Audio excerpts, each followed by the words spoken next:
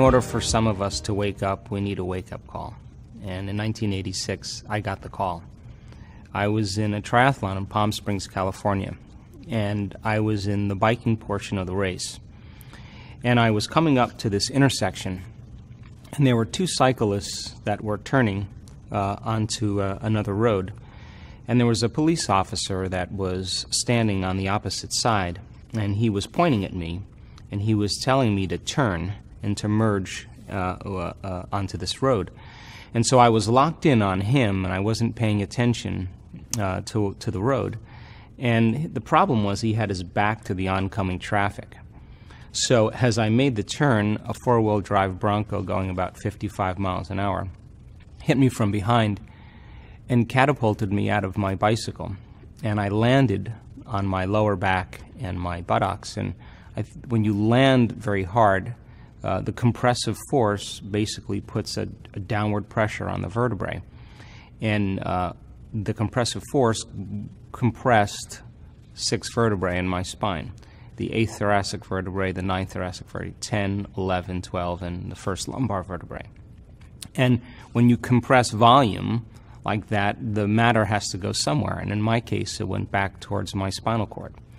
One of the vertebrae, the 8th thoracic vertebrae, was more than 60% collapsed, and the neural arch, where the spinal cord passed through, had broken like a pretzel. So I had multiple compression fractures of my thoracic spine and upper lumbar spine.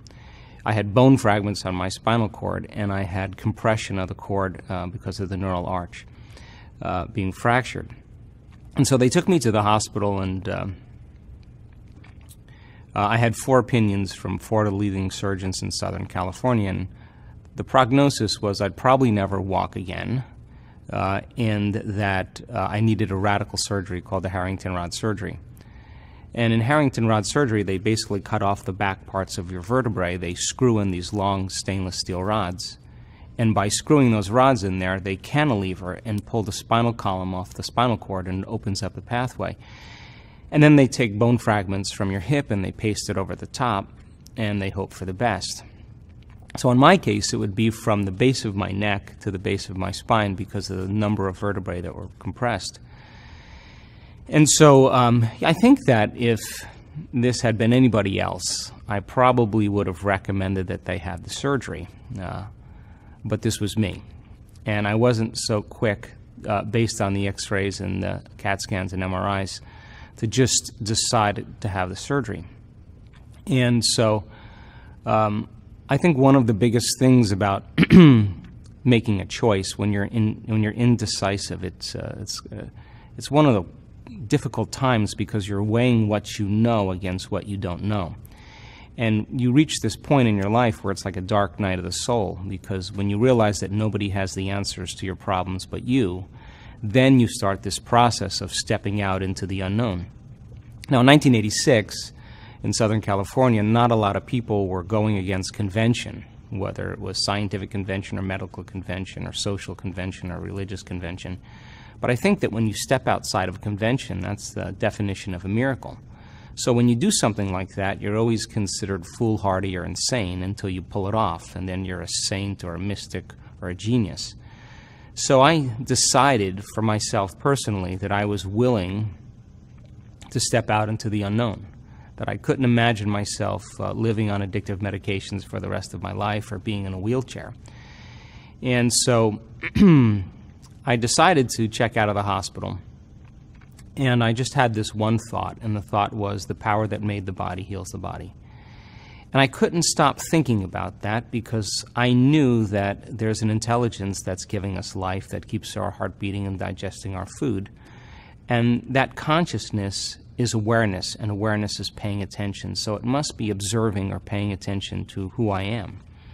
So I decided that I was going to make contact with this intelligence. And I was going to give it a plan, a template, a design. I was going to get very specific on what I wanted. And when I was happy with my creation, I was going to surrender this creation to a greater mind because it knows how to heal way better than I do. And the second thing I said was I'm not going to let any thought slip by my awareness that I don't want to experience. Now, this sounds really easy from an intellectual standpoint, But I learned very quickly that I couldn't get my mind to do what I wanted it to do.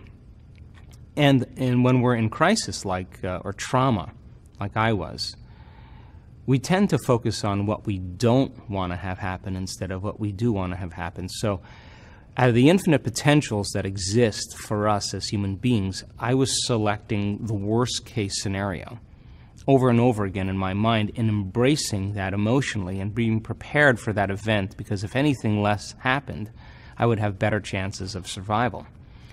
And I think when we're in crisis, it's those survival chemicals, those hormones of stress that prepare us for the worst case scenario. So I would start off in my mind reconstructing my spine vertebrae per vertebrae, and then I'd start thinking about living in a wheelchair. And then I'd become aware that I was focusing on what I don't want to have happen instead of what I do want to have happen, and I'd stop and realize that I'd have to start all over. And the reason being was because this intelligence is a presence. And just like when you know someone is present with you, they're paying attention to you, and you know when they're not, and they're distracted. So I reasoned that I had to be completely present with it, and it had to get a very clear signal, a very clear plan. So I would start all over again and start reconstructing my spine, and then I'd start thinking about, should I sell my home, should I sell my practice? And I'd stop again, become conscious, and then I'd get frustrated, and then I'd get impatient, and then I'd get angry, and then it would just get worse. And so for 6 weeks, I went through this incredible dark night of the soul because I couldn't really get my mind to do what I wanted it to do. And it would take me about 3 hours in closing my eyes and reconstructing every single vertebrae and starting over again every time I lost my attention. And then I was never satisfied really with the way it was, way I did it, but I would just keep going. At the end of 6 weeks, I went through the whole entire process without losing my attention. And it was like I hit a tennis ball in the sweet spot. Something clicked in that moment. I clicked. And I knew in that moment that something happened. And what was taking me 3 hours to do, I was able to do in 45 minutes. And at the time, I didn't know it, but I was firing and wiring new circuits in my brain every single day. And I was literally improving my ability to pay attention. And attention is a skill, just like golf or tennis. The more you practice it, the better you get at it. So I wasn't going anywhere. I wasn't doing anything. I was basically laying face down, and I had a lot of time on my hands, so this was the object of my affection. At that time, when I was able to go through that whole rehearsal, I started noticing significant changes in my body. My pain levels dropped and diminished immediately. Some of the neurological problems I was having were improving. Numbness, tingling, my motor function started coming back. And the moment I correlated what I was doing inside of me with the effect that I was producing outside of me, I started paying attention to what I was doing and did it with more passion and more enthusiasm instead of dread and frustration. And it was that elevated emotion that I started to realize that was actually the catalyst to make it fun and easy. And then I just started thinking about if I was ever able to walk again, what did I take for granted, like a sunset or a shower or sitting with my friends and enjoying a meal. And all of a sudden I started selecting potentials in the quantum field that were no longer based on the worst case scenario, but really some future possibility. And I began to emotionally embrace and experience it completely, whether it was a sunset on the beach or a shower. I would live it and emotionally feel it. And I didn't know what I was doing at the time, but I think when you combine a clear intention with an elevated emotion, you move your body and brain from living in the past to living in the future. And the brain and body actually don't know the difference when you're truly focused and paying attention between what's going on in your outer world and what's going on in your inner world. And the very process of the elevated emotion began to convince my body that I was living in that future reality in the present moment, because the body's the unconscious mind, it doesn't know the difference. That I began to signal new genes in new ways, and my body began to change dramatically. And I was back on my feet in 10 weeks, and back training again at 12 weeks, and I'd never have any pain in my body or in my back, and I just made a deal with myself, and the deal was with this intelligence that if I was ever able to walk again, I'd spend the rest of my life studying the mind-body connection and mind over matter, and pretty much that's what I've been doing since 1986. Amazing. I was just going to have you do kind of a overview of how our thoughts and emotions affect our biology. Okay. And can either create disease or return us back to health, homeostasis. Okay. So, one of the privileges of being a human being is that we can make thought more real than anything else, and we do it all the time. And because of the size of the frontal lobe is the creative center. It's the crowning achievement of the human being. It's 40% of our entire brain. That's the workshop. That's the place where we imagine, we speculate, we create, we intend, we have attention, we restrain emotional reactions, we decide who we're going to be. And that part of the brain is where our conscience sits. And when we begin to think about a better way of being, a new possibility in our life, that forebrain begins to turn on.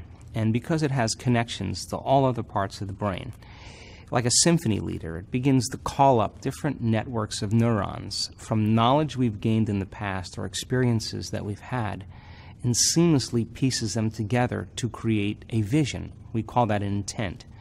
And when we begin to combine new networks of neurons firing in new sequences and new patterns and new combinations, we begin to change our mind, because mind is the brain in action. So we naturally do this. We naturally begin to think about a new way of being.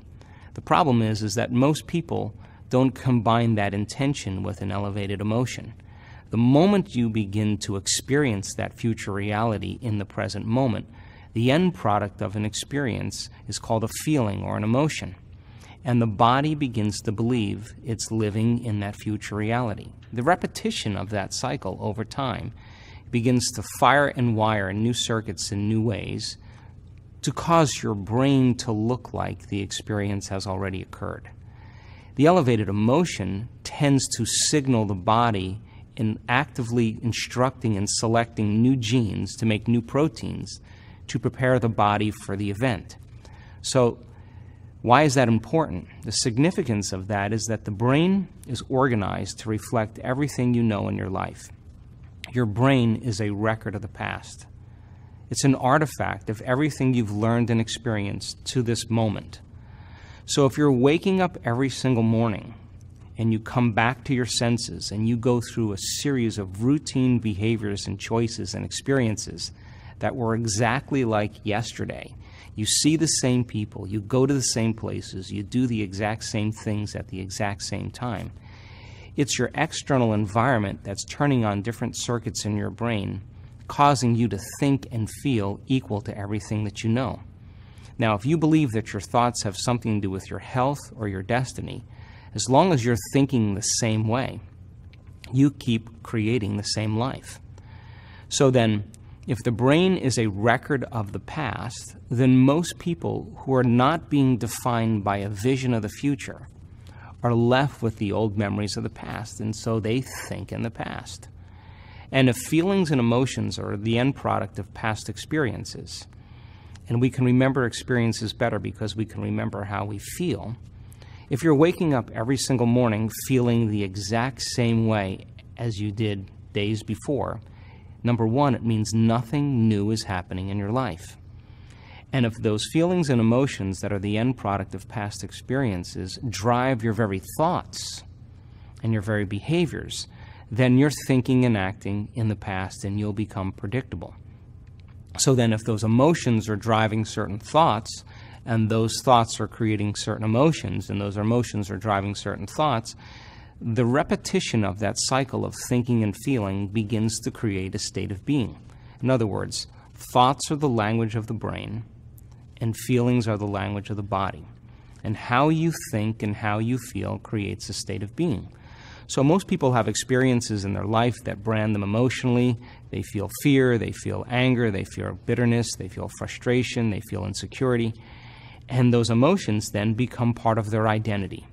So once they think certain thoughts that turn on certain circuits in their brain that are equal to their insecurity, and then they feel insecure. The moment they feel insecure, they think more insecure thoughts, which makes more chemicals for them to feel insecure. And the repetition of that cycle over time conditions the body to subconsciously become the mind of insecurity. So then the person says, I am insecure. And whenever you say, I am anything, you're commanding your mind and body towards a destiny. So then most people's biology is, for the most part, their past. And so if you're not being defined by the vision of the future, some new possibility in your life, you're only left with the old circuitry in your brain and the old emotions of the past.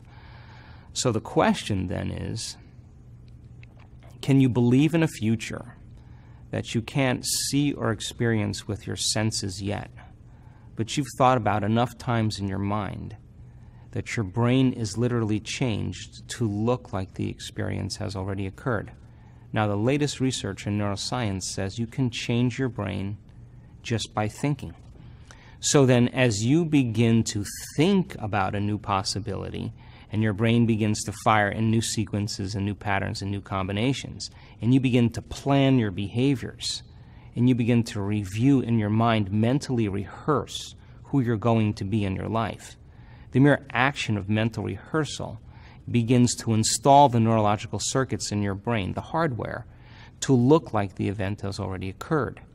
If you keep revisiting that same thought and that same sequence, the hardware becomes a software program. Now your brain is no longer a record of the past. Now it's in fact a map to the future. And if you were then to begin to emotionally embrace your future before it's made manifest, in other words, you're not waiting for your healing to feel wholeness. You're not waiting for your new relationship to feel love. You're not waiting for the mystical moment to feel awe.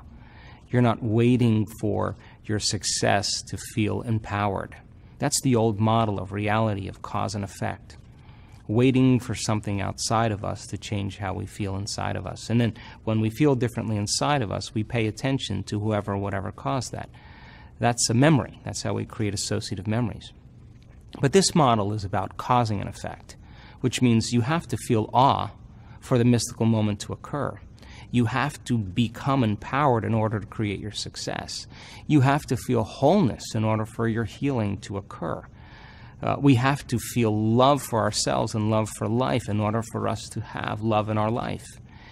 And so then to instruct people how to teach their body emotionally how that future could feel like before it's made manifest, if they do it properly, their body as the unconscious mind begins to believe it's living in that future reality in the present moment, and they're beginning to signal new genes in new ways that begins to change their body to look like the event has already occurred. So can you then select a new potential in the quantum field, infinite potentials in the quantum field, and begin to emotionally embrace that future reality before it's made manifest to such a degree that your body as the unconscious mind is believing it's living in that future reality in the present moment, and you're changing your body by thought alone. Now, if there's physical evidence, neurologically, biologically, chemically, genetically, in your brain and body to look like the experience has already occurred, then relax, because the experience is going to find you, and it's going to come in a way that you least expect. Now, this is the significance of that. It has to come in a way that we least expect, because if we can expect it, it's nothing new. It's more of the known. It has to catch us off guard. It has to surprise us, and it has to leave no doubt that what we've done inside of us produces some effect outside of us. And when we can correlate the changes we've made inside of us with the effects we've produced outside of us, we pay attention to what we've done and we do it again. And that's called human empowerment. And I don't think there's a person in the world that's so special to be excluded from this phenomenon. So, common people around the world right now are doing the uncommon, because I think this is a time in history where it's not enough to know. This is a time in history to know how. And if you can combine the latest research in quantum physics with neuroscience and neuroplasticity and neuroendocrinology and psychoneuroimmunology and epigenetics, all of those sciences point the finger at possibility. And so learning it is one thing. That's philosophy. It's theory. It's knowledge. It's analytical information. But when you take that information and you apply it, you personalize it, you demonstrate it, it means you're going to have to initiate some actions. And when you begin to change your behaviors, and you can get your behaviors to match your intentions, you are going to have a new experience. Now, philosophy, learning information, creates new synaptic connections in the brain. That's what learning is. Learning is forging new circuits. Remembering is maintaining them. But when you take that philosophical information and you begin to apply it to your life, if you do it properly, you should have a new experience. And the new experience then, through all of the sensory feedback from your environment, begins to enrich the circuits in your brain. And when those circuits string into place, the brain makes a chemical, and that chemical is called a feeling or an emotion.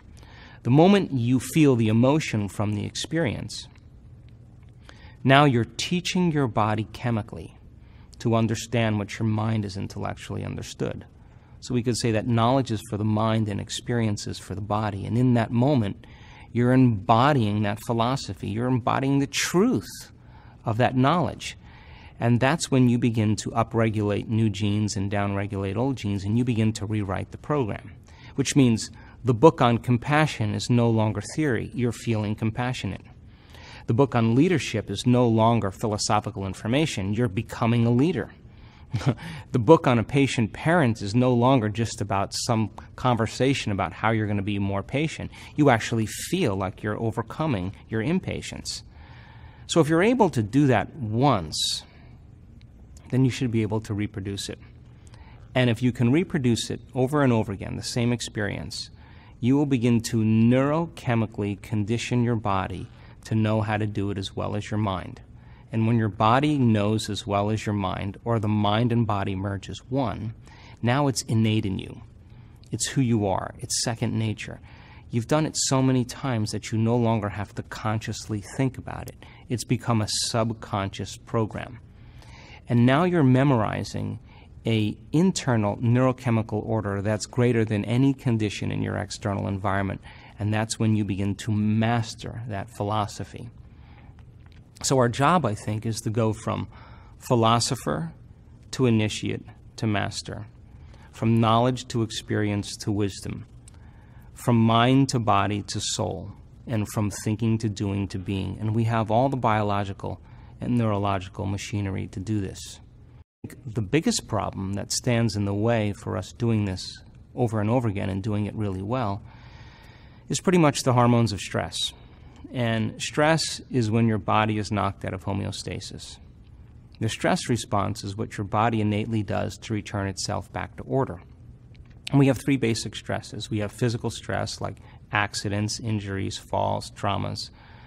We have chemical stress like bacteria and viruses and hormones and foods and heavy metals and hangovers and blood sugar levels. And then we have emotional stress, and that's family tragedies, loss, job, finances. And all of those things knock our brain and body out of balance. All organisms in nature can tolerate short-term stress. A pack of coyotes chases a deer. If the deer outruns the coyotes, 15 minutes later she turns back into grazing. She goes back into foraging and grazing, and the stress response is over. But human beings, we're so unique because we can turn on the stress response just by thought alone. We could think about something that's happened in our past, or we can worry about something that's going to happen in the future. And by thought alone, we turn on those same chemicals. And when you turn on the stress response and you can't turn it off, now you're headed for some type of disease, because no organism in nature can live in emergency mode for an extended period of time. So, to answer your question, if you can turn on the stress response just by thought alone, and it's a scientific fact that the hormones of stress downregulate genes to create disease, then it means that your thoughts can literally make you sick.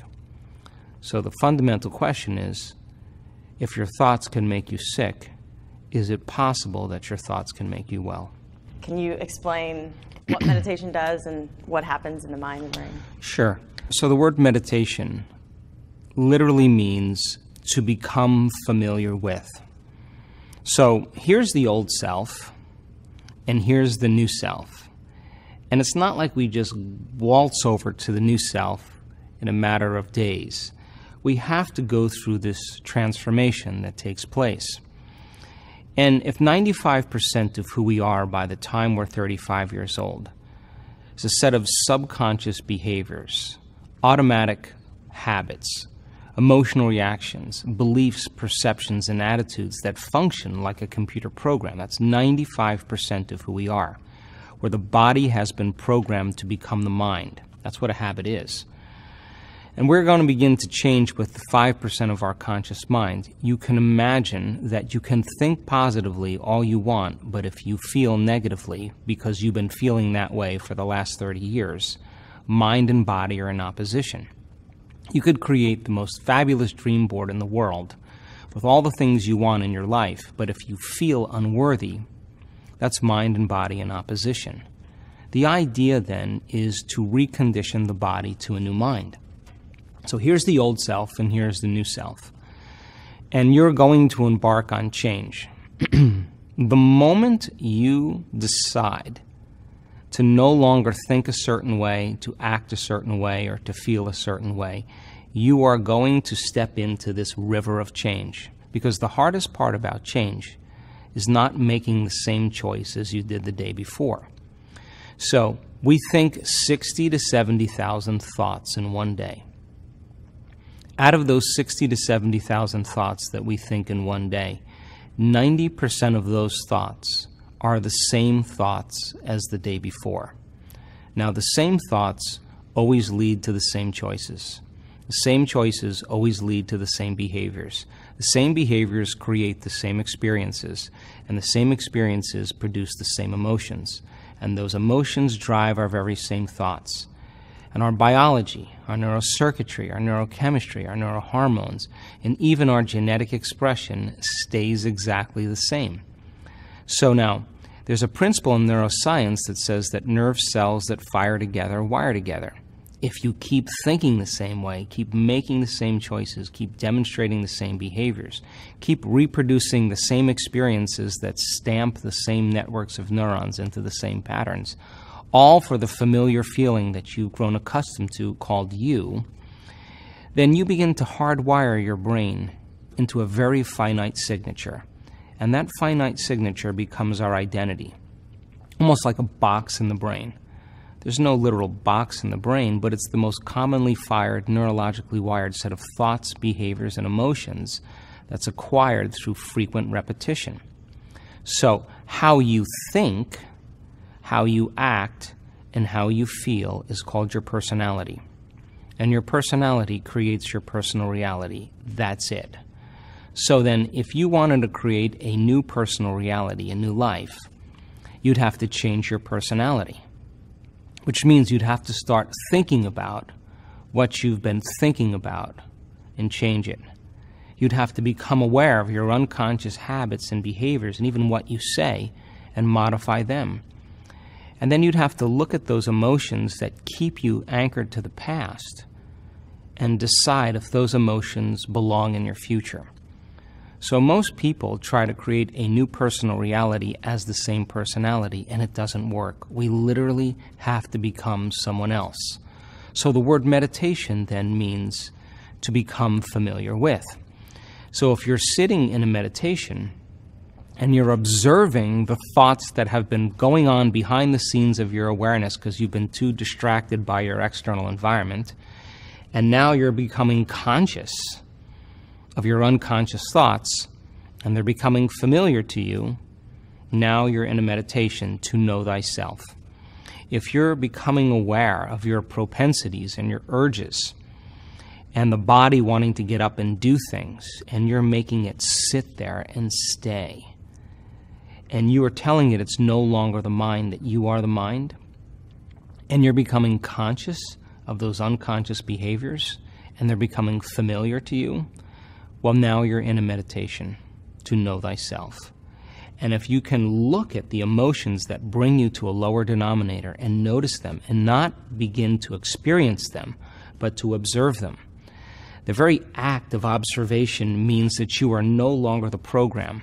You're the consciousness now observing the program, and you're beginning to objectify your subjective self. You are looking at yourself through the eyes of someone else, which means now you're no longer the old self. You're pure consciousness observing the old self. That's the first step in the meditative process. We have to light a match in a dark place and become so aware of how unaware we've been that we don't let any thought, any behavior, any emotion slip by our awareness unchecked. So then, if you're sitting in a meditation and you say, what is compassion? What is a better way to be in my life? How can I turn my life around? How can I feel better about myself? And you begin to think about what thoughts you do want to fire and wire in your brain. You begin to review the behaviors of how you are going to live in this new life. The act of rehearsing them mentally begins to change the brain from living in the past to living in the future. In other words, mental rehearsal is going to cause the brain to look like that experience has already occurred. So now your brain has a new installation of hardware. That's priming the brain for the future. If you do that enough times, over and over again, nerve cells that fire together, wire together, it'll begin to become familiar to you. And if you can cultivate the elevated emotion before the experience, in other words, the materialist, the person who's waiting for their wealth to come to feel abundance, they're living by that model of cause and effect. But the quantum model is about causing an effect, which means you begin to experience your own worthiness and your abundance before it occurs.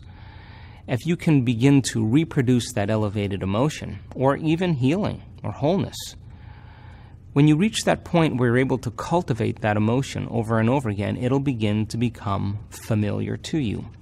So the process of change in the meditative model requires unlearning and relearning. It requires breaking the habit of the old self and reinventing a new self. What we say in neuroscience, pruning synaptic connections and sprouting new connections, unfiring and unwiring and refiring and rewiring, unmemorizing emotions that are stored in the body and then reconditioning the body to a new mind and to a new emotion, no longer signaling the same genes in the same way, but signaling new genes in new ways. Beginning to pull your energy out of the past and beginning to invest your energy into the future. So we use the model of meditation because it's important for people to disconnect from their external environment. If you close your eyes and you eliminate all the distractions from your outer world, the people and things and places, all of a sudden your brain waves are going to begin to change. And you're going to have less attention on your outer world. And if you're seeing less and you're hearing less, and we play soft music in the background, you'll begin to pay attention to more of what you're thinking and less about what's going on in your life. If you sit your body down and you train it to be in one place without doing anything and experiencing the same events to create the same emotions, you're telling your body that it's no longer the mind, that you are the mind.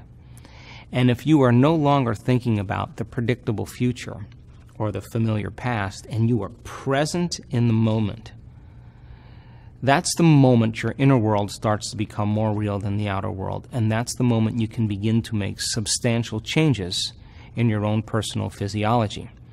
So the research that we've done, and we've measured over 3,500 brains in meditation, and I can tell you that without a doubt, that you're at your absolute best when you forget about yourself, when you get beyond yourself, when you become nobody, no one, no thing, no where, and no time. That's the moment you become pure consciousness. And that's the moment you're no longer living as a body in the environment and time. And consciousness is what actually executes and has the ability to change the brain and body in very unique ways. Now, we already know how to do this. It's just making it a skill. So then people spend the majority of their lives hoping and wishing and wanting and praying that there'll be some type of change within them. But what we're teaching people how to do is not to pray to have their prayers answered, but to get up from their meditations as if their prayers are already answered. Because when they're combining that clear intention of their future with that elevated emotion, they're literally changing their energy, they're changing their brain chemistry, they're changing the way their brain works, they're changing their genetic expression, they're changing their chemistry. They're literally becoming somebody else. And over again, when people do this, it may take them months to turn their disease around. But over and over again, we've seen this. They come back to a certain level of awareness, and the disease is no longer there. And it's almost like the disease existed in the old personality. They're literally someone else. And we've seen it enough times now to know that people reach a certain point with themselves where they feel so whole. They feel so satisfied with who they are. They feel so happy with themselves and their lives that they could care less if they have the disease. And that's the moment it goes away over and over again. So the other thing about meditation that's so important is that the purpose of meditation is to get beyond the analytical mind. Now, what separates the conscious mind from the subconscious mind is the analytical mind. And when we're driven by the hormones of stress, the very cocktail of chemicals that are created from those stress responses begin to cause our brains to become overly analytical. So the problem that most people have is that the moment they're in an emotional reaction, they tend to analyze their life within that emotion. And since that emotion is a record of the past, and the stress hormones are causing you to believe that your outer world is more real than your inner world, it drives the brain further out of balance. And so when you're under stress, you're focusing on objects. You're narrowing your focus on things, on people, on your environment, because that's where the danger is. You're preoccupied with your body because you believe that you're your body when you're under stress, because in antiquity you had to survive by taking care of your body. And you're preoccupied with time.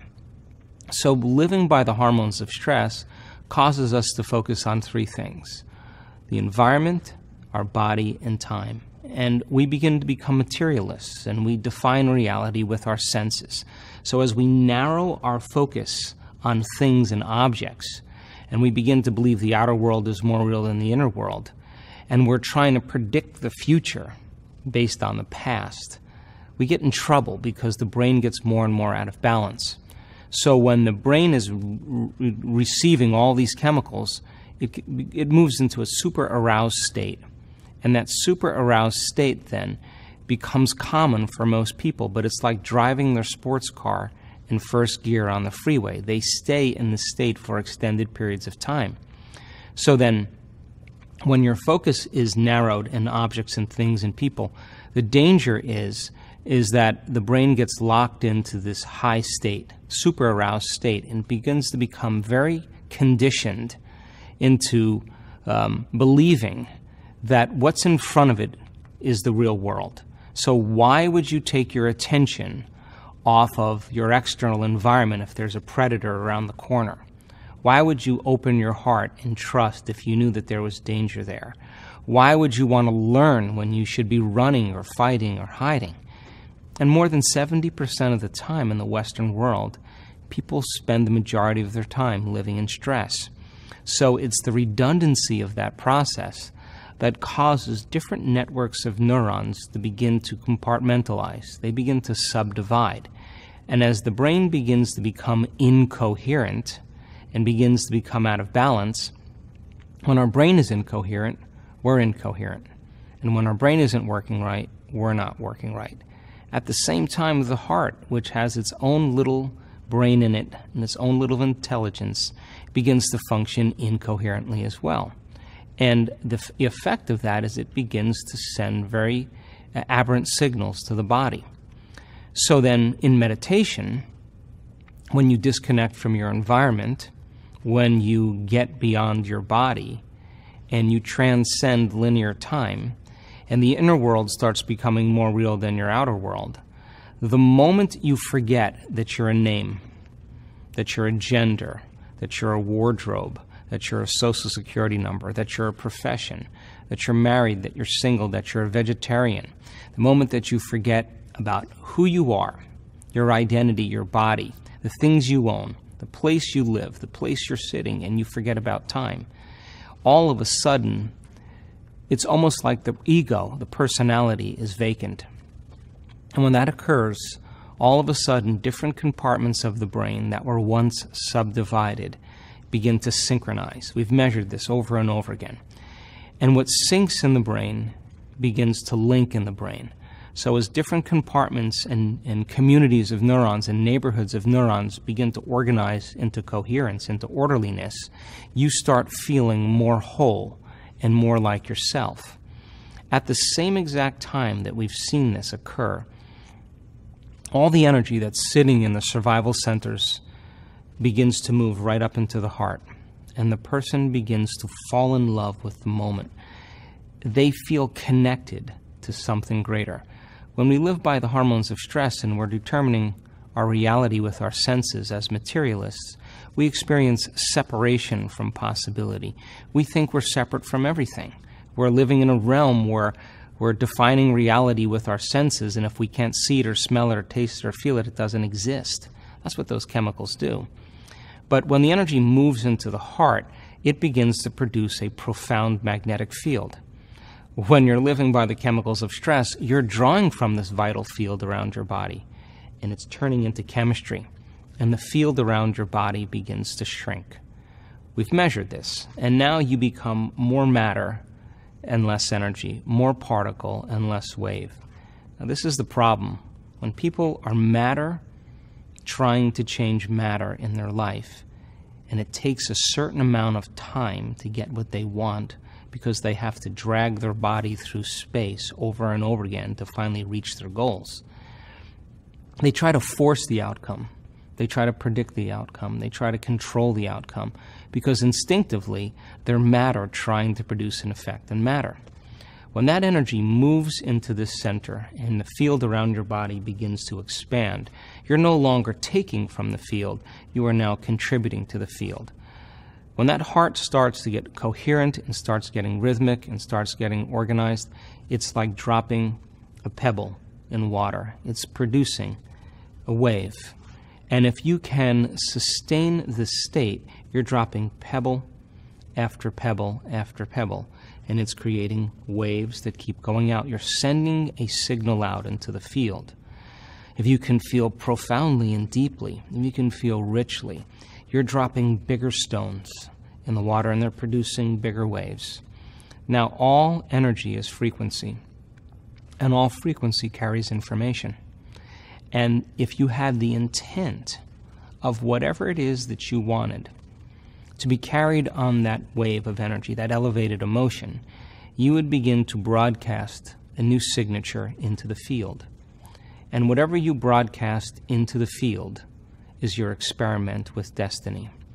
And the longer your consciousness can linger in that energy, now you are calling your future to you. You are collapsing time, and space is moving towards you because you're creating from a realm beyond matter. You're more energy than matter in this realm. And when that occurs, when the brain is coherent and the heart is coherent, as the heart gets more organized and feels more coherent, it sends a profound signal to the brain. We analyze less, we trust more. We would never try to force the outcome or control the outcome. We trust the outcome because we feel connected to something greater. That state of being can be taught, and it can be sustained, and it can become a skill. And if you're able to regulate those states every single day, and able to get your brain and body working right before you present yourself out into the world, you'll be less likely to react to the people and conditions in your life. You'll less likely have your old habits and emotional reactions run who you are. And you'll less likely be thinking about the same predictable future or the familiar past because you'll be present in the moment. And that is when, that elegant state is when the miraculous and the uncommon begins to occur. And we've seen this in our workshops around the world where we've measured people's brains during meditation and their hearts. It is one of the most magical things you'll ever see.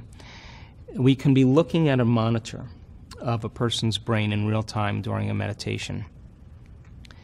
And we're getting so good at this now because we can predict when it's going to happen. We'll see these little downloads from the field, ba-boom, ba-boom, and we start seeing them, we know something amazing is going to happen.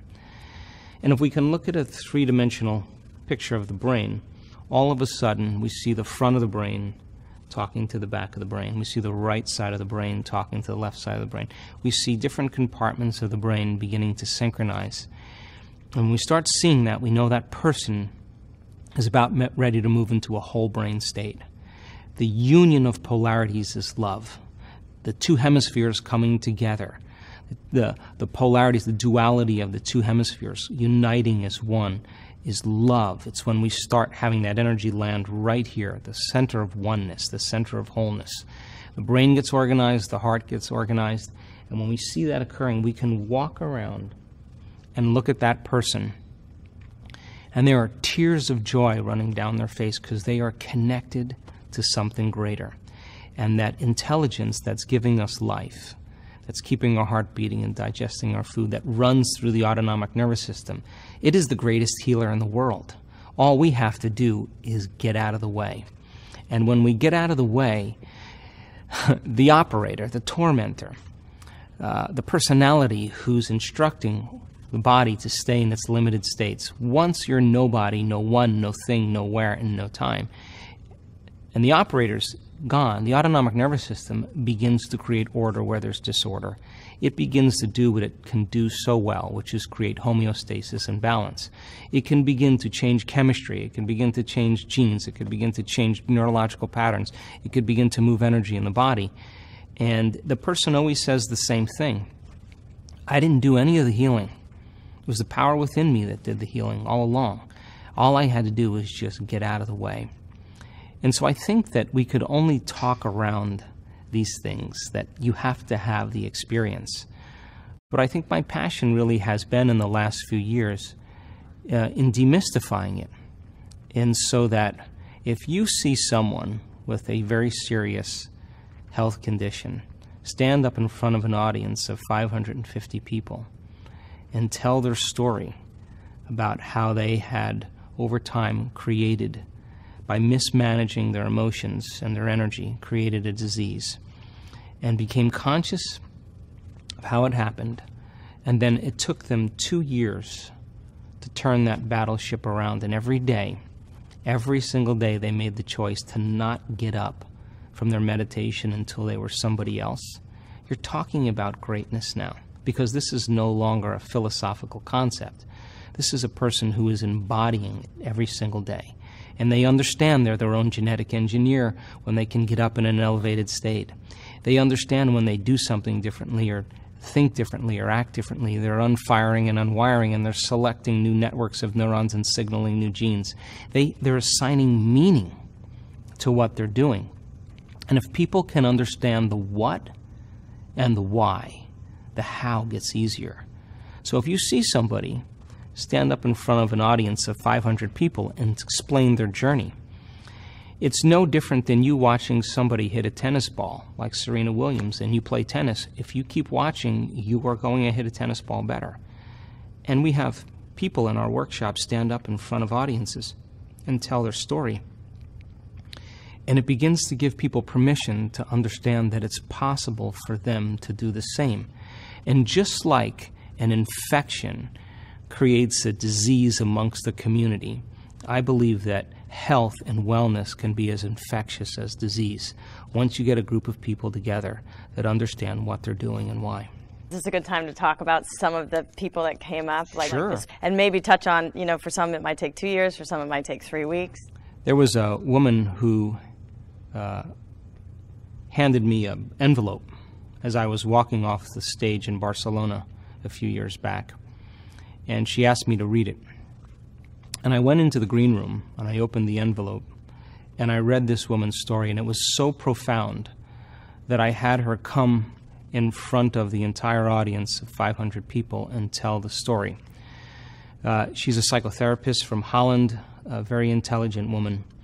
And on a Sunday morning, while she was in the shower, her husband said goodbye to his 2 children, yelled something to her while she was in the shower, and then went to the tallest building in Amsterdam and jumped off the building and committed suicide. Now, that is a stressful event. And when she got the news, she experienced all the emotions that people experience from something that's shocking and traumatic like that. She was suffering, she was in pain, she was resentful, she was guilty, she was confused, she was angry. She went through the whole gamut of emotions. And all of those emotions, by the way, are derived from the hormones of stress. So she has an event in her life, it changes her biologically. She doesn't know how to control her emotional reaction. It turns into a mood, one long emotional reaction. If you keep reviewing that event in your mind, you begin to produce the same chemistry in your brain and body as if the event was occurring. So her body is being conditioned to the past because she's reliving the experience 50 to 100 times in a day, and her body is beginning to believe it's in the same past experience over and over again. It ultimately goes from a mood to a temperament, and now people are asking her in her life, why are you so upset? She tells the story, and she's basically saying, I am this way because of this event that happened to me 4 months ago. So then, if we keep that going for extended periods of time, and those emotions are driving our thoughts, and we can't think greater than how we feel, our feelings have become the means of thinking, we're thinking in the past, and now we're stuck in our biology. So one day she wakes up, and she's completely paralyzed from her waist down. And she can't get out of bed, so they rush her to the hospital, they do MRIs, they do all the tests. They can't find anything significant with her, so they just diagnose her with neuritis. And so now she's bedridden, and she cannot literally get out of bed. So now she can't work, she can't take care of her children. Her mother has to move in with her, and she doesn't have any money because she's not working, and her stress levels go up. So now the condition gets worse. As her stress levels go up, it's the same chemicals of stress that are knocking the brain and body out of balance, signaling the wrong genes in the wrong way. And another few months later, she develops these huge ulcerations in all the mucous membranes of her body, in her mouth, her throat, her upper stomach, her bladder, her vagina, her anus. She's got these huge ulcers. Now she can't eat, and if she can't eat, she's knocking her body now out of chemical balance even more, and it hurts. So now she's spiraling downward, and then she finally starts noticing her symptoms getting worse, and she goes to the doctor, and they diagnose her with esophageal cancer.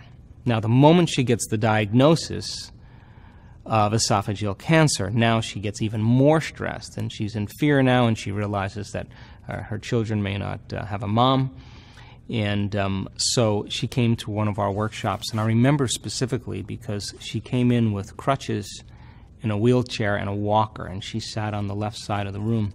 And it was an introductory level course, and she understood that she could change it intellectually, but she had a very big challenge ahead of her, and she realized how much she was in her past.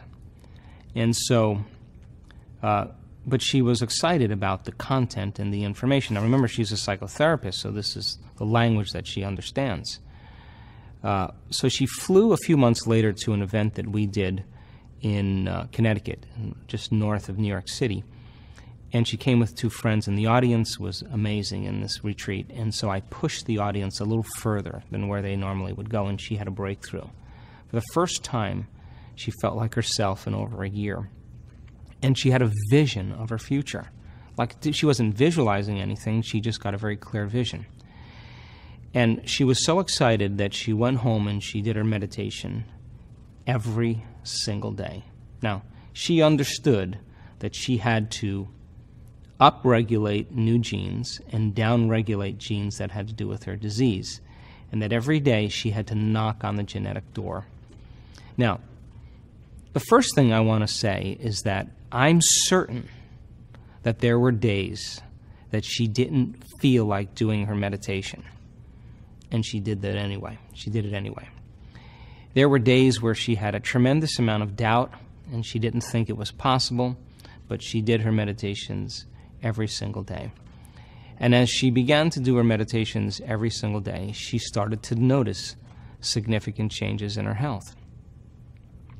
Well, she stood on the stage in front of that audience and she said, I just came from my doctor last week. I have no evidence of esophageal cancer. I have no ulcerations in any of the mucous membranes of my body, except a small scar in the back of my throat. I have no paralysis, no numbness, no loss of motor function, and I have a new husband. And I said, new personality, new personal reality. The disease exists in the old personality. You're literally someone else. And I said, when you look back at that event that took place in your past, how do you feel? And she said, it was my greatest teacher. And I said, do you have any emotion when you think about that event? And she said, no. And I said, the memory without the emotional charge is called wisdom. And that's the name of the game here. You're ready for a new life. And she said, you know, I'm so in love with my life. But she made the choice to not get up from her meditations until she was in love with life. Now, to the materialist, to the person who's defining reality with their senses, they would say she has no reason to be in love with life.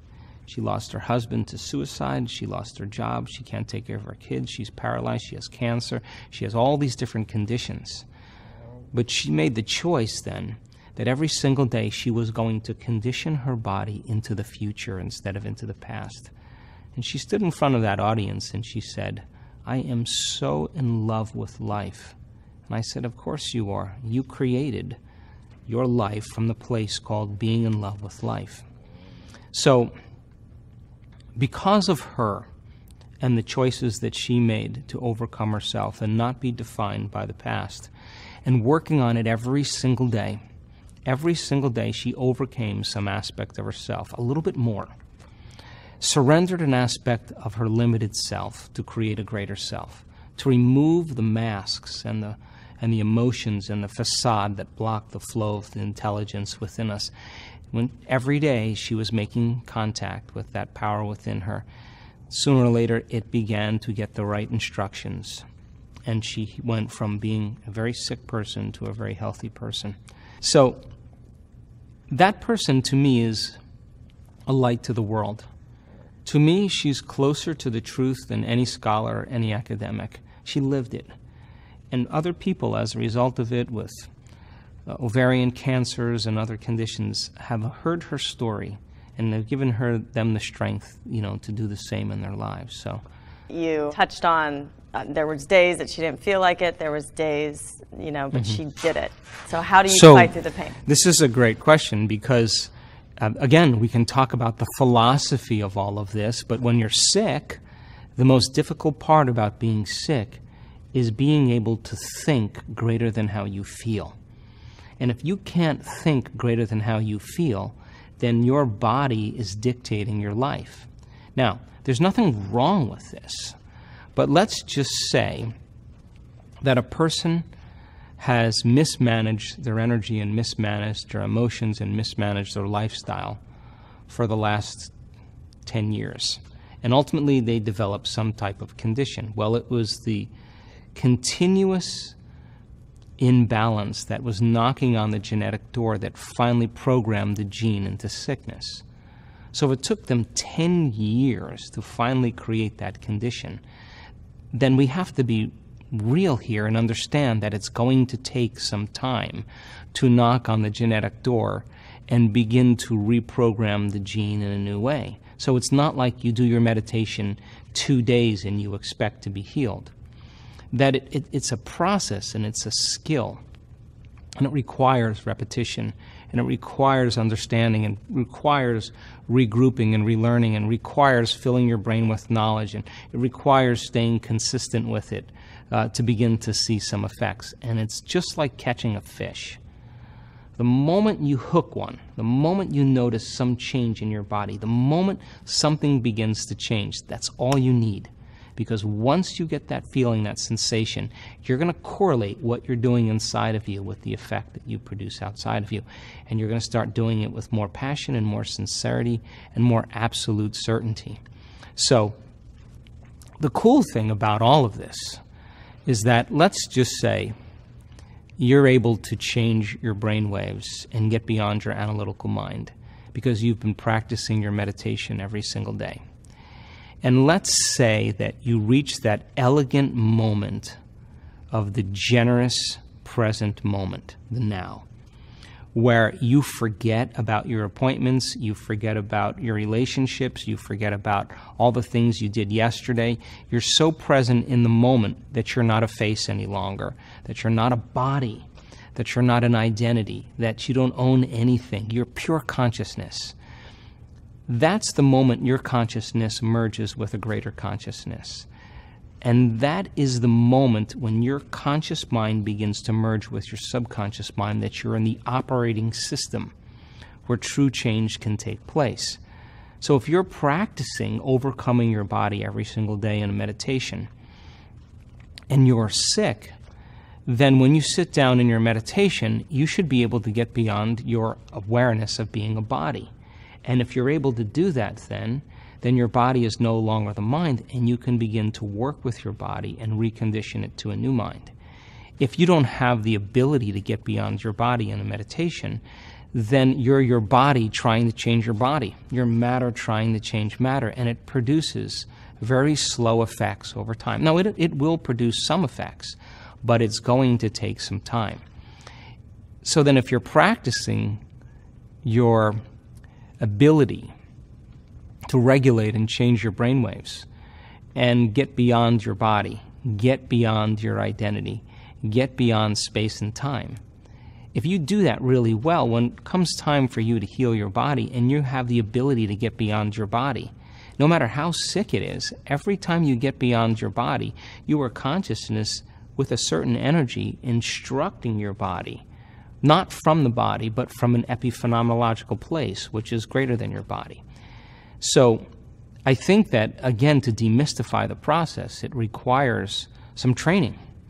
When people start getting to that point where they get beyond themselves, that's when the magic happens over and over again. So yeah, in the beginning, it's going to be difficult because you're in a body, and then you start doing the meditations, and then you look to see, am I any better?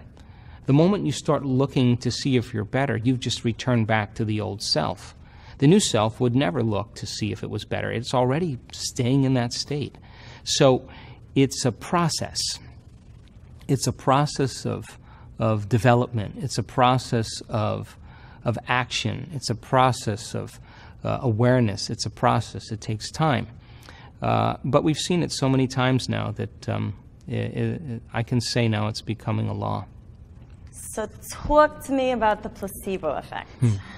So how is it that you can give someone a sugar pill, a saline injection, or perform some false surgery or treatment, and a certain percentage of those people will accept, believe, and surrender to the thought that they're getting the actual substance or treatment, and they begin to program their autonomic nervous system to make their own pharmacy of chemicals that matches the exact same chemical they think they're taking. So the question is it the inert substance that's doing the healing, or is it the body's innate capacity to heal? The sugar pill, the inert substance, is not doing the healing. It's the thought that's doing the healing. But that pill, based on conditioning, is a symbol that represents possibility in someone's future. We can call that an intent. A certain percentage of those people will begin to become inspired, enthusiastic, and theos, filled with God. They'll begin to become hopeful. They'll begin to give thanks that it could possibly work.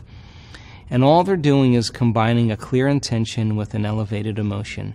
And in that moment, they're moving from the biology of their past into the biology of their future.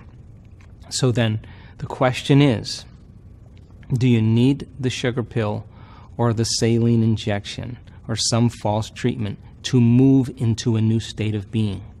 But instead of selecting a known in your life to help you heal, can you select an unknown, a new potential in the quantum field without anything outside of you, and begin to revisit that unknown over and over again until you make it known in your biology? Is it possible that you'll begin to produce the same effects? And the answer is absolutely yes. So, in depression studies, where people are given a placebo, 81% of the people that are given a placebo respond as well to the placebo as they would to an antidepressant. So what's the significance of that? It means they're making their own pharmacy of antidepressants, and their body and nervous system is the greatest pharmacist in the world. So then, yeah, it's true that the people in the depression studies had to take the placebo for 6 or 8 weeks. And every day, combining a clear intention and elevated emotion, moving into a new state of being, accepting, believing, and surrendering to the idea, the thought, that they're getting the real substance, began to program their biology to change. So if it takes 6 weeks to heal depression by moving into a new state of being, it may be a good idea to understand it may take you 6 to 8 weeks by moving into a new state of being every single day to finally change some condition within you.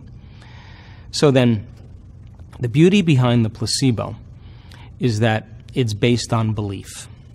And most people's beliefs are created from past experiences. So you have an experience or series of experiences in your life that brand you neurologically and emotionally condition you.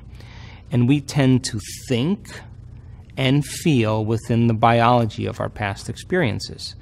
So if how you think and how you feel creates a state of being, if you combine a thought and a feeling, a thought and a feeling, a thought and a feeling, that's called an attitude. You have a series of good thoughts that are connected to a series of good feelings, you have a good attitude. You have a series of negative thoughts that are connected to some bad feelings, you have a bad attitude. So attitudes are kind of shortened states of being.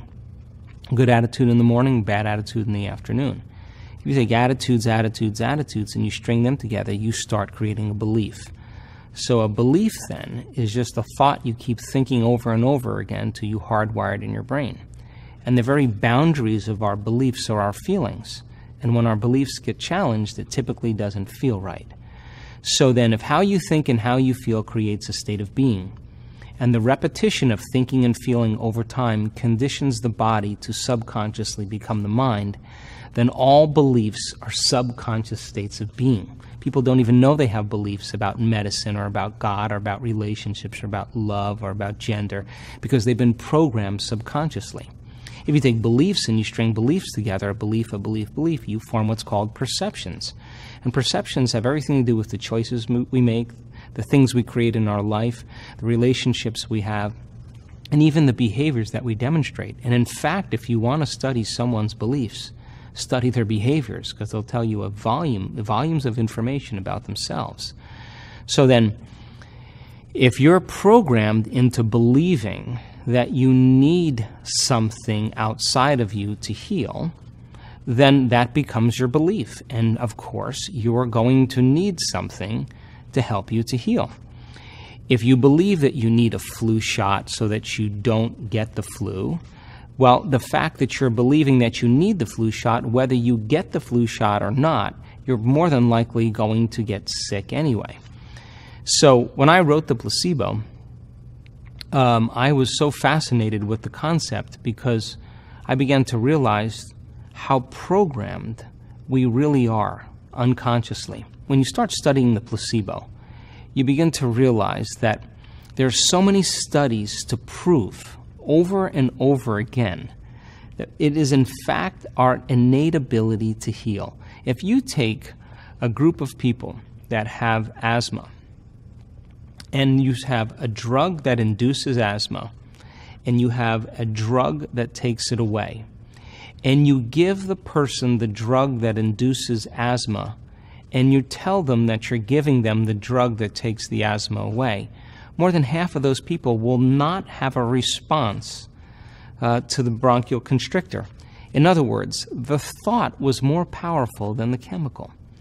So then, if people begin to unravel this concept, and they begin to realize that they have the innate capacity to heal, and that they can work by changing and regulating their internal states, they're going to begin to produce their own pharmacy of chemicals for pain, for depression, for antibodies or inflammation. And we did an amazing study just a little ways back in Tacoma, Washington at one of our advanced workshops. We took 120 people, and we wanted to measure their circulating cortisol levels and a chemical called immunoglobulin A, or IgA.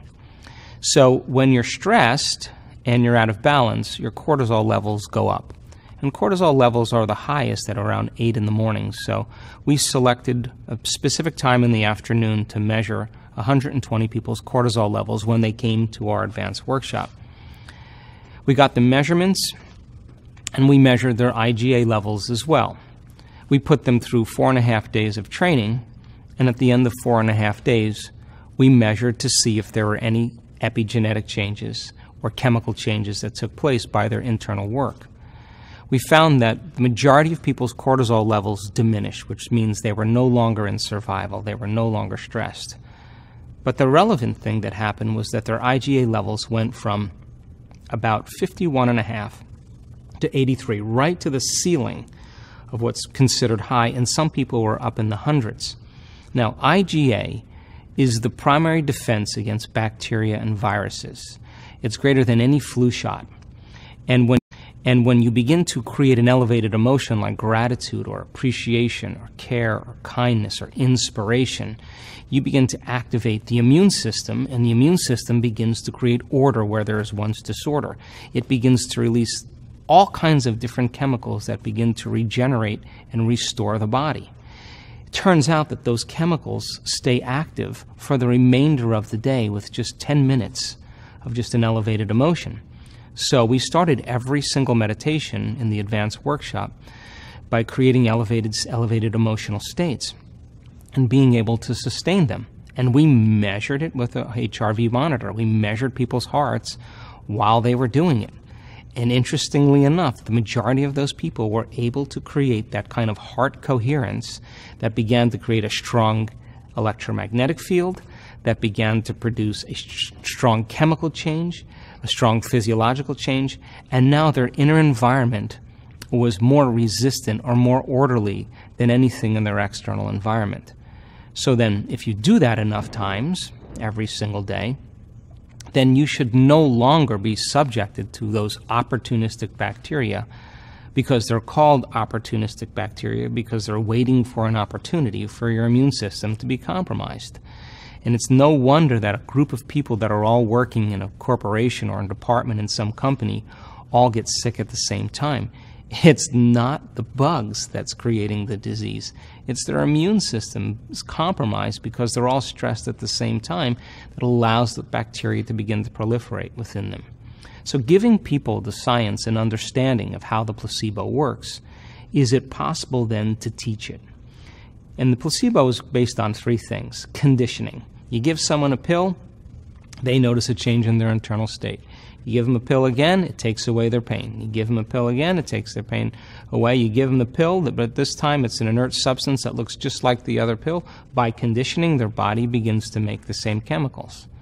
The second thing in the placebo is called expectation. You begin to expect something to occur. The moment you select that potential, that possible known in your future, your body begins to physiologically change in preparation for the event. And if 40 to 50% of people that are diagnosed with cancer, that are told that they're going to get nauseous on their first chemotherapy treatment get nauseous on their drive to their first chemotherapy treatment, they're expecting that outcome.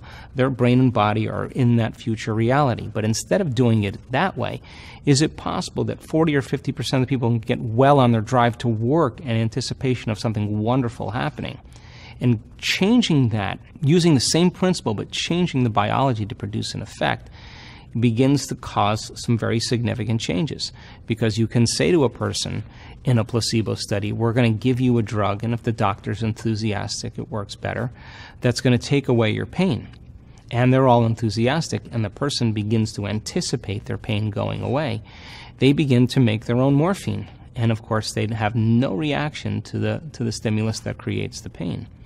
The third thing is assigning meaning to something. So if you say, hey, here's the receptors on the end of your nerve cells, and serotonin has to be picked up in the synaptic space, and this chemical keeps serotonin there, so it'll remove depression, and you're looking at the charts and you're assigning meaning to why you're taking this pill, you'll produce a better result. But if you teach people then how to condition their body to a new mind, that's the placebo.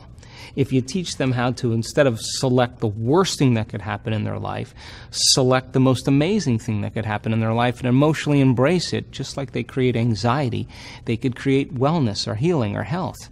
And if you can assign meaning to what they're doing and teach them why we're using science as the contemporary model to explain and demystify it, it's not enough for them to just intellectually understand it. They have to turn to someone next to them. They have to be able to speak it. They have to be able to say it. So in our workshops, they learn information and then they interact with each other, and I ask them to explain it. If they can explain it, it's wired in their brain. Now we're installing the hardware, so when it comes time to the instruction and we set up the conditions in the environment for them to practice, if they can get their behaviors to match their intentions by combining those three things, they should have some type of transformation. And we've measured the transformation over and over again, and it's beginning to become a new scientific law. And I really think that we shouldn't wait for science to give us permission to do the uncommon. I think we should go out and do the uncommon and do it repeatedly, and then have science come and study us and begin to change their laws. And yeah, this is not normal, and this isn't natural, but we're talking about supernatural here. We're talking about breaking outside of the conventional model. And it's going to take a certain amount of courage to begin to say, okay, I've been given this diagnosis. The doctor told me I had 6 months to live and to get my affairs in order. And I can't tell you how many people in our work were given the voodoo curse, that you had 6 months or 3 months to live, to get your papers in order, your affairs in order, and you won't live. And those people didn't accept, believe, and surrender to those thoughts without any analysis to program their autonomic nervous system into that destiny. They said, wait a second, okay, I think I can make a change here. And some of them either don't have the disease, or they're living 2 years later and they're still making their way. And I think that it's important for people to take a certain amount of their power back. And here's the reason why. We're in an age of information. And in an age of information, ignorance is a choice.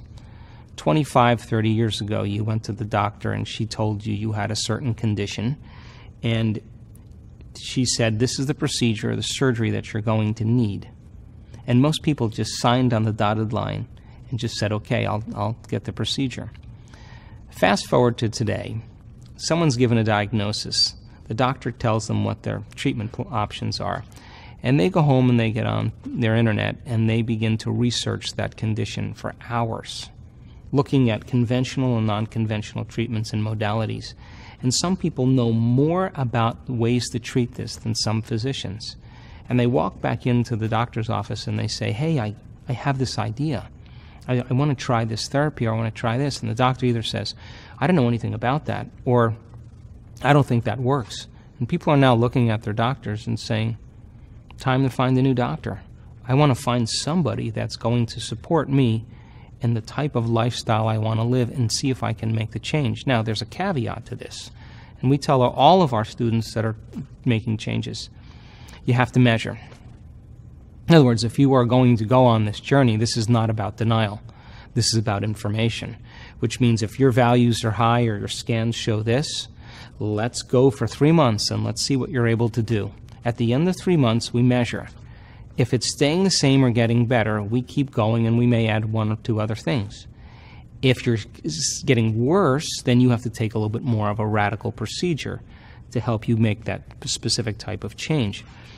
So this isn't about negligence. This isn't about burying the information. This is about really seeing if you can produce some type of effect. And measuring then lets you know, because it's feedback. And it's the feedback over time that lets us know that what we're doing is beginning to produce changes, and we keep doing it so the person begins to change fundamentally. Just to expand on that a little bit, you said that a concern of yours is that we live in a world where scientific research is commingled with self-interests and often influenced by profits. Can you just touch on why some people shouldn't accept the woman in the white coat's diagnosis, because maybe they don't have all the information, or their education comes from a pharmaceutical company? Or Well, I have nothing against pharmaceutical companies. I have nothing against drugs, because they've done amazing jobs in helping people restore their health because they move back into chemical balance.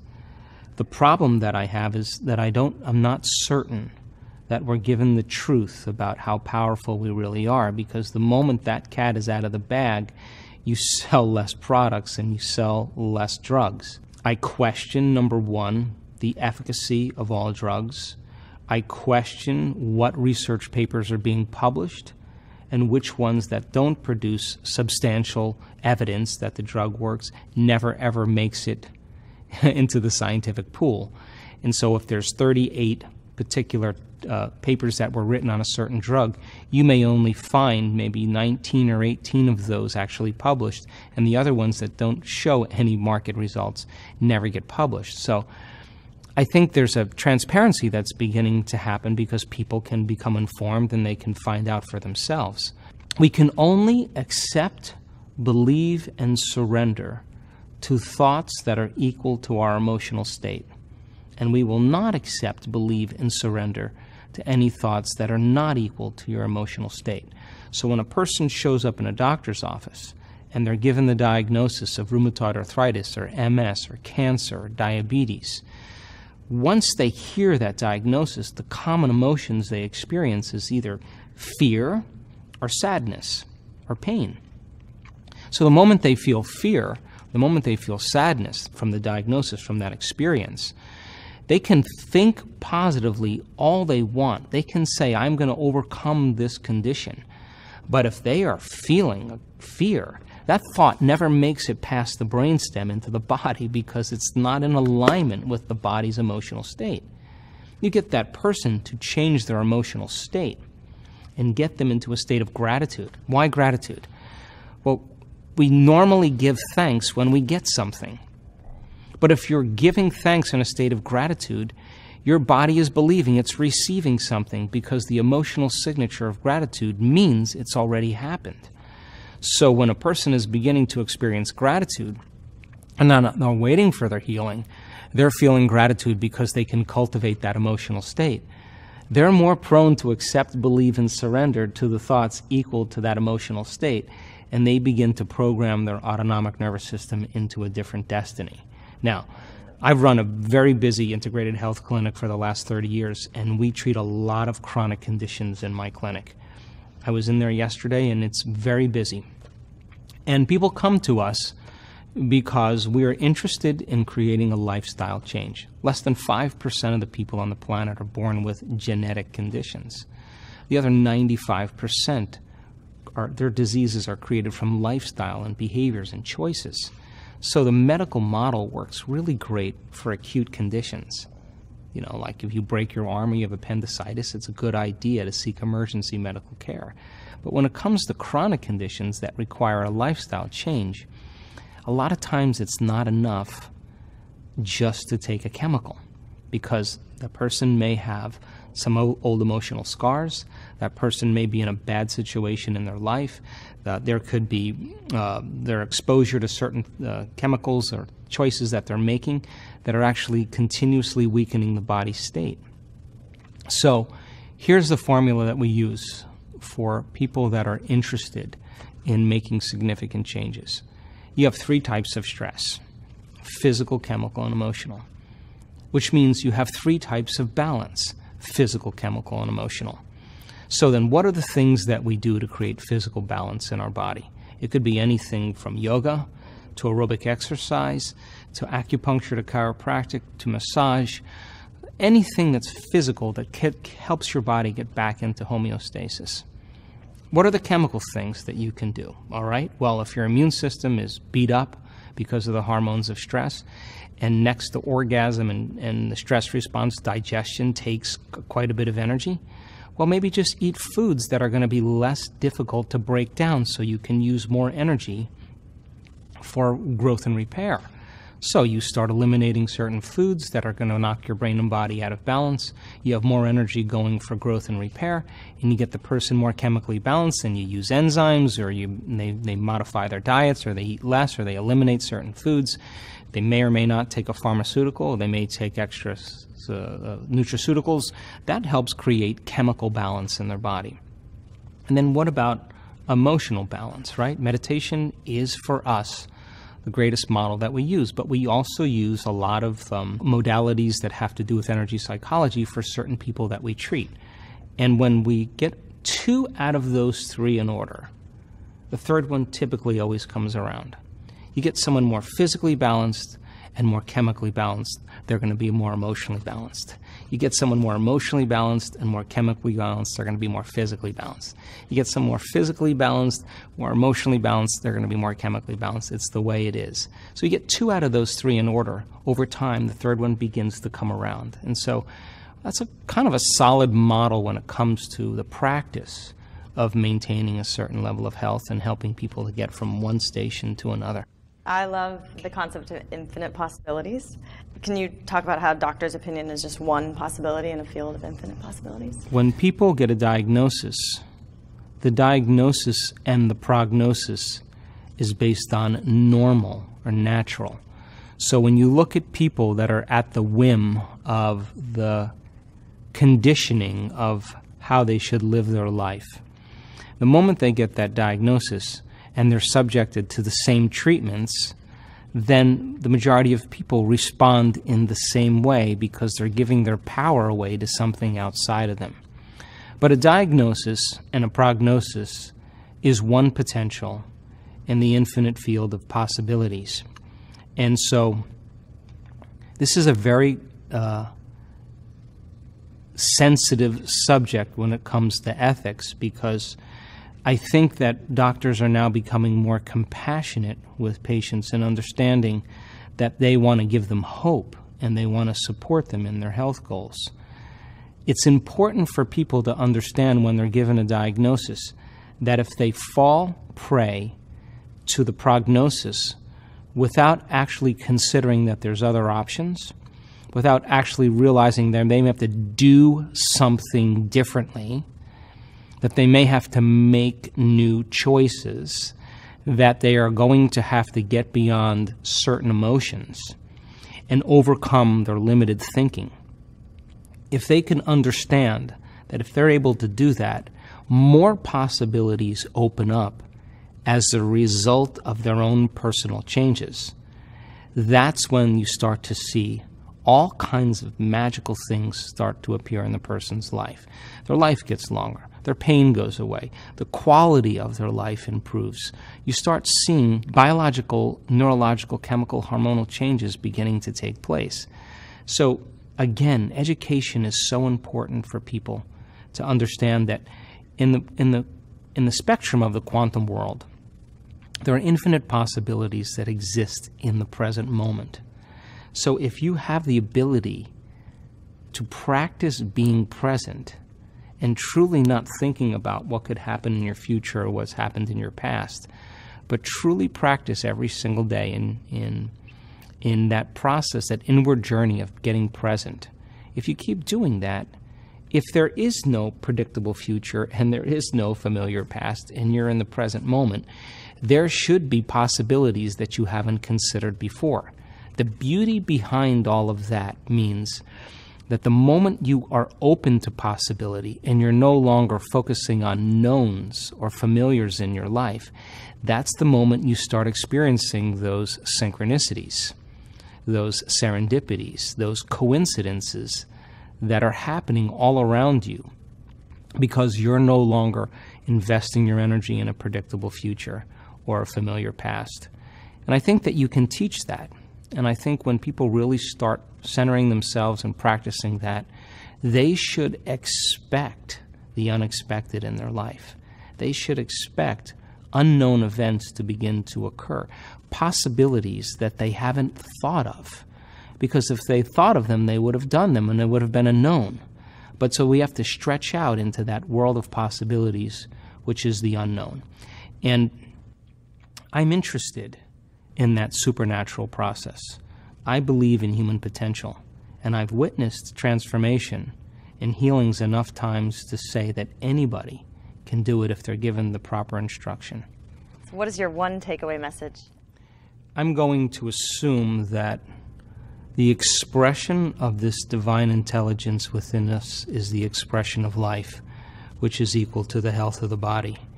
And that I think when we take time out of our busy lives to invest in ourselves, to become a work in progress, to begin to decide what thoughts we no longer want to think, what behaviors we'd like to change, what emotions we want to transform, and every single day make an effort to remove the blocks and the masks, the facades that stop the flow of the divine in us. When we begin to do that kind of work, that intelligence begins to move through us, and that's when we become more like it. We become more willful. It has an amazing will.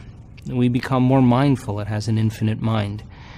We become more conscious. It's a consciousness. We become more loving. It's a loving intelligence. We become more giving. It's a giver of life. I think its nature begins to become our nature. Its mind begins to become our mind. And the side effect of that, I think, was we move from this selfish state to this selfless state. And transformation does something really amazing. When you free yourself from the chains of those emotions that keep you anchored in the past, and you go from particle to wave, from matter to energy, and you begin to liberate energy, and your heart starts to open, and you feel one or connected to something greater. There's only one thing you want to do when you feel this way, and that is you want to give. You say, I feel so amazing. I want you to feel the way I feel. And so the natural tendency is to give something away because you feel so whole in that moment that it's impossible to want. Now, why would you want when you're whole? Now, that to me is the natural state of being. Disease can exist in that state of holism. And I think that it's reachable in our lives, and I think that people can reach those elegant states, and it can begin to become more constant. So how do we become supernatural, then, is the question. And that is, we have to start doing what feels unnatural. In the beginning, of course, change is going to be uncomfortable. It's going to feel unfamiliar. There's going to be some uncertainty. You can't predict when you step into the unknown what that's like. And most people rush back to their familiar feelings and familiar behaviors, and they say, this feels right. No, it feels familiar. Becoming comfortable in that unknown, where the best way to predict your future is to create it, and be able to create from that place of the unknown, begins to produce supernatural effects in our lives. So then, giving when everybody else is in lack is supernatural. Demonstrating compassion when everybody's angry and judgmental is supernatural. Showing signs of love and strength and courage when everybody else is in fear. I think if we keep doing what feels unnatural, sooner or later we'll begin to become supernatural. And this is a time in history right now where people are looking for answers, and they secretly believe in themselves. And I think that belief in ourselves and belief in the infinite possibilities makes life really exciting. So when our will matches that intelligence within us as well, when our when our mind matches its mind, and when our love for life matches its love for life, I think it always answers the call.